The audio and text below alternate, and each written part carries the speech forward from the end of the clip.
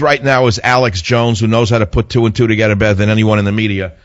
Prison Planet fame, radio show host himself. Alex, welcome to the Savage Nation. Thanks for being with us. Wow, this is amazing to be here with you, Michael. Thanks for having me on. Well, you know I love your website. I've had some of your writers on the show over and over again because these guys know how to break news, don't they? We do have some good folks at Analysis, but I mean, so much of what's happening in the world now is so transparent. What's crazy is that the dinosaur media still tries to deny that you and others have been spot on. It just came out today that MSNBC has lost another quarter of their audience. Just one of your affiliates has more listeners and viewers than they do. They are literally a paper tiger, the emperor's new clothes. Yeah, well, you know MSNBC is owned by General Electric, NBC. And I have long ago seen MSNBC as nothing but a place to hide some of the most depressing radicals in America from marching outside GE headquarters and demand that they pay their fair share of taxes. In other words, isn't it cheaper to give Al Sharpton $1 million or more a year with no audience than have him outside with a busload of radicals screaming, pay your fair share? And it's the same with the others they have. I mean, it's a way of keeping them off the streets. It's actually a good deal for GE. That's the way I see it. It's one man's opinion. Alex, this story that I'm covering today, or the theme of today's show, is the corruption of the Obama administration. And I began by saying that journalists have always corrupted the truth to sell papers and make names for themselves.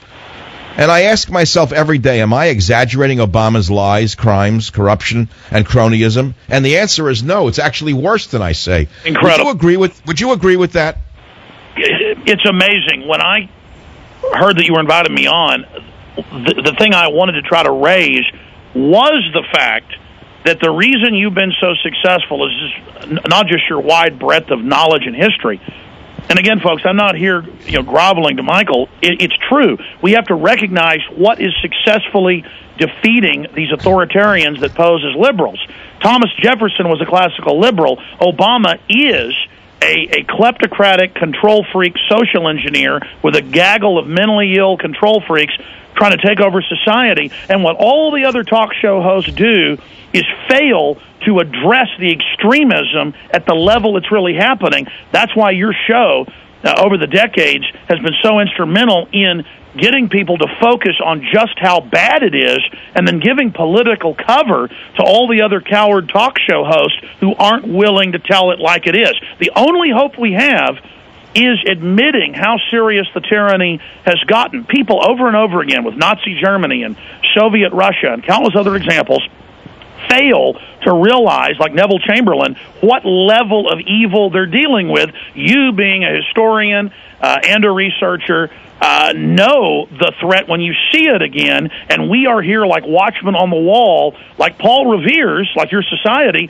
desperately warning people. And now, because you and others were there decades ago warning people, we have a chance to beat these monsters because we're not going to be caught flat-footed. And I see a major awakening happening. If we can stop the mainline, blue blood, country club Republicans from suppressing the Tea Party, if we can truly energize the libertarian, constitutional, nationalistic movement that you've helped spearhead with the borders, language, and culture, we can save this country. And we've got to, because the alternative is what you see in France.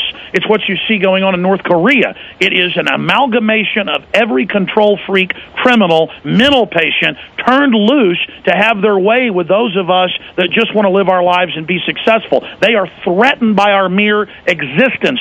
What tyranny is a collection of thugs, of brutes, of scum who can't produce, getting together, rationalizing, taking over society, and calling themselves liberals.